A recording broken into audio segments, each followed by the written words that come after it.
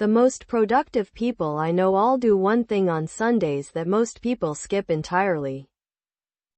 15 to 30 minutes to close out the past week. Clear your mental backlog before the new week, used by everyone from CEOs to students. Empty your inbox, notes, and brain dump. Write down everything still on your mind. Capture it. Then you can let it go. What did you finish? What's still open? Did you hit your top 3 goals? What worked? What didn't? Set 3 priorities for the coming week. Only block time on your calendar for them. Now say no to anything that doesn't fit. 1 page. Done in 20 minutes wins.